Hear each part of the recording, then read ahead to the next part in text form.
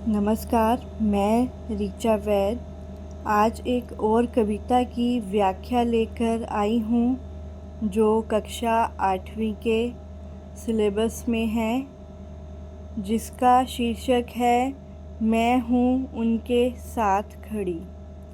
और इसके रचनाकार हैं डॉक्टर हरिवंश राय बच्चन। इस कविता के माध्यम से कवि ने आत्मसम्मान के साथ जीने की प्रेरणा दी है। जो लोग विपरीत परिस्थितियों में साहस एवं विवेक से काम लेते हैं, कवि वैसे लोगों को अपना प्रेरणा स्रोत मानते हैं। ऐसे लोग अंधविश्वासों के अंधेरे से बाहर निकलकर दूसरों को भी नई राह दिखलाना चाहते हैं। तो कविता की व्याख्या शुरू करते हैं। पहले पंक्तियां हैं। मैं हूँ उनके साथ खड़ी जो सीधी रखते अपनी रीढ़, कभी नहीं जो तज सकते हैं अपना न्यायोचित अधिकार, कभी नहीं जो सह सकते हैं शीश नवाकर अत्याचार। इसमें कवि कहना चाहते हैं कि जो नियति है वो कहती है कि मैं उन लोगों के साथ खड़ी हुई हूँ जो अपना काम खुद करना जानते हैं, जो किसी दूसरे पर आश्रित ना होकर अपना काम खुद करते हैं और किसी के आगे नहीं झुकते, बल्कि सीना तान कर चलते हैं और अपने सब काम खुद करते हैं। कभी नहीं जो तज सकते अपना न्यायोचित अधिकार।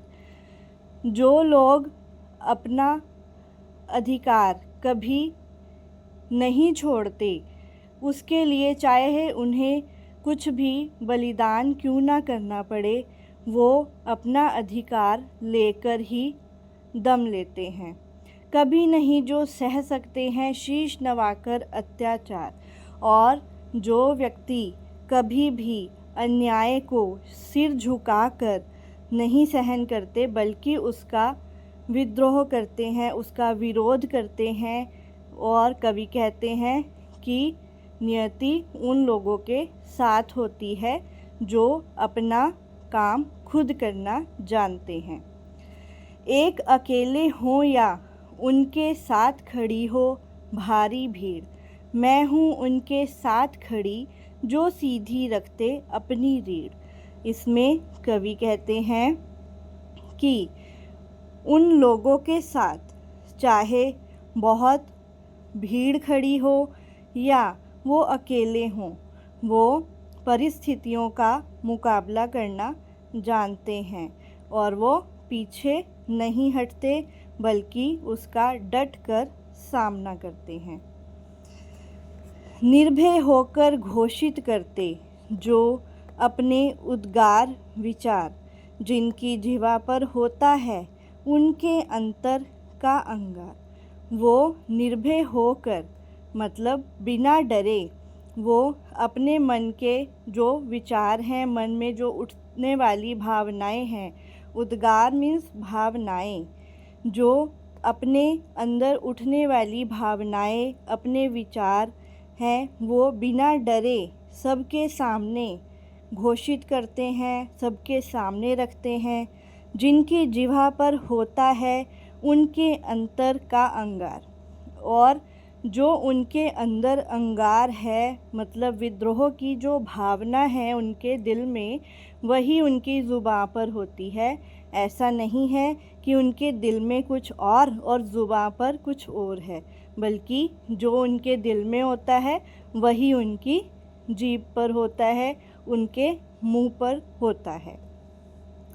नहीं जिन्हें चुप कर सकती है आतियाइयों की शमशीर, मैं हूँ उनके साथ खड़ी जो सीधी रखते अपनी रीढ़। आतताइयों मतलब जो आतंकवादी या जो दूसरों का शोषण करते हैं वे लोग। शमशीर मतलब तलवार। नहीं जिन्हें चुप कर सकती आतताइयों की शमशीर, जिन्हें आतताइयों की तलवार भी चुप नहीं करा सकती। मैं हूँ उनके साथ खड़ी जो सीधी रखते अपनी रीढ़। अतः कवि कहते हैं कि मैं उनके साथ हूँ जो अपना काम खुद करना जानते हैं, दूसरे का सहारा नहीं लेते बल्कि खुद अपना काम करते हैं। नहीं झुका करते जो दुनिया से करने को समझौता, वे लोग जो दुनिया से समझौता करते हैं या झुक जाते हैं, ऊंचे से ऊंचे सपनों को देते रहते हैं न्योता, और वे ऊंचे ऊंचे बड़े बड़े सपने देखते हैं और उन्हें पूरा करने की हिम्मत भी रखते हैं। दूर देखती जिनकी पैनी आँख भविष्य का तम चीर, जिनकी आँखें भविष्य के जो अंधेरा है उसको चीरती हुई उसे दूर करने का प्रयास करती है, और इसके लिए वो हर संभव प्रयास करने से भी नहीं चूकते।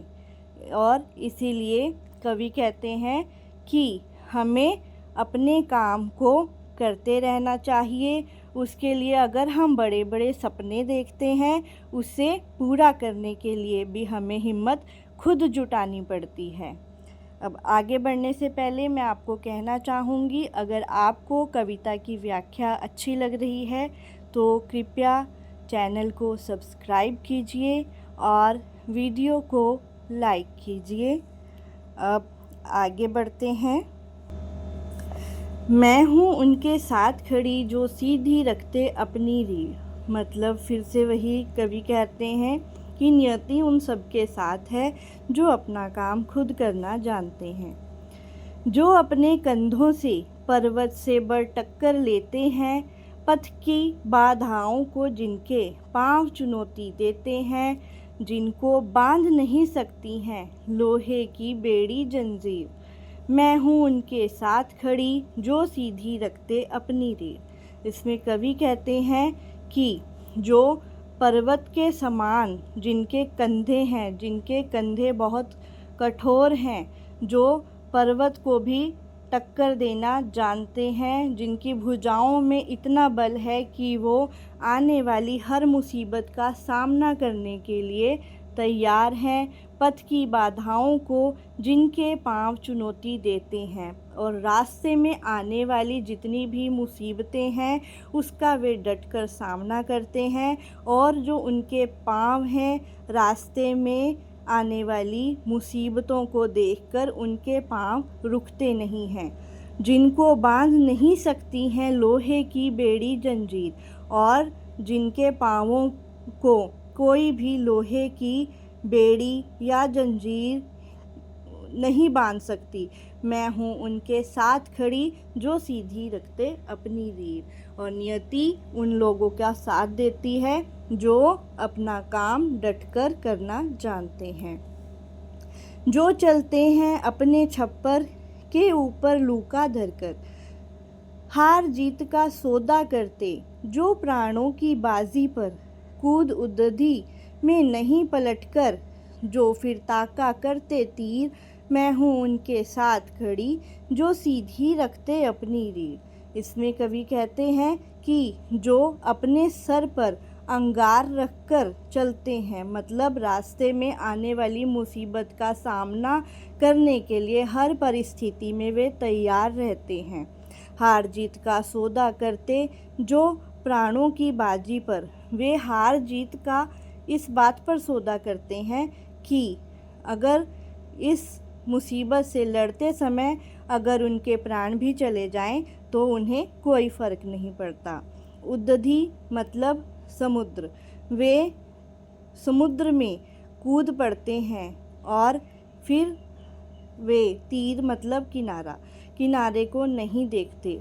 वे मतलब इसमें कवि कहना चाहते हैं कि जो एक बार मुसीबत का सामना करने के लिए चल पड़ते हैं वो दोबारा अपने कदम पीछे नहीं हटाते, वे आगे बढ़ते जाते हैं और नियति उनके साथ खड़ी होती है जो अपना काम करने की ठान लेते हैं। जिनको यह अवकाश नहीं देखे कब तारे अनुकूल, जिनके पास यह देखने का समय भी नहीं है कि तारे कब उनके अनुकूल हैं, मतलब परिस्थितियां कब उनके अनुकूल होंगी। जिनको यह परवाह नहीं कब तक भद्रा कब दिक्षुल, जिन्हें इस बात की भी परवाह नहीं है कि कब भद्रा है और कब शुभ मुहूर्त है किसी भी कार्य को करने के लिए। जिनके हाथों की चाबुक से चलती है उनकी तकदीर और वे लगातार अपने काम को अंजाम देते रहते हैं और आगे बढ़ते रहते हैं। इसी के बल पर वे अपनी मंजिल को पा लेते हैं। और मैं हूँ उनके साथ खड़ी जो सीधी रखते अपनी रीढ़। और कवि कहते हैं कि नियति उनके साथ खड़ी है जो अपना काम खुद करना जानते हैं। तुम हो कौन कहो जो मुझसे सही गलत पथ से जो जान, सोच सोच कर पूछ पूछ कर बोलो कब तक चलता तूफान। इसमें कवि कहते हैं कि तुम कौन हो जो सही और गलत के बारे में बताओगे, पथ के बारे में बताओगे। वो कहते हैं कि ये सोचकर बताओ, ये पूछकर बताओ कि जो तूफान है वो कब किसी से पूछ कर चलता है। सतपथ है वह जिस पर अपनी छाती तानने जाते वीर। वो कहते हैं कि वो सत्य का पथ है जिस पर वीर जवान अपनी छाती तान कर चलते हैं। मैं हूँ उनके साथ खड़ी जो सीधी रखते अपनी रीढ़। और कवि कहते हैं कि नियति उन लोगों के साथ है जो मुसीबत से नहीं डरते बल्कि उसका सामना करते हैं और आगे बढ़ते रहते हैं। इस प्रकार इसमें कवि कहना चाहते हैं कि हमें अपने कार्य को करने के लिए हमेशा आगे बढ़ते रहना चाहिए। अगर एक बार हमने अपने कदम किसी काम को करने के लिए बढ़ाए हैं तो फिर रास्ते में आने वाली मुसीबतों से हमें नहीं घबराना चाहिए। आपको कविता की व्याख्या कैसी लगी ज़रूर बताएं। धन्यवाद।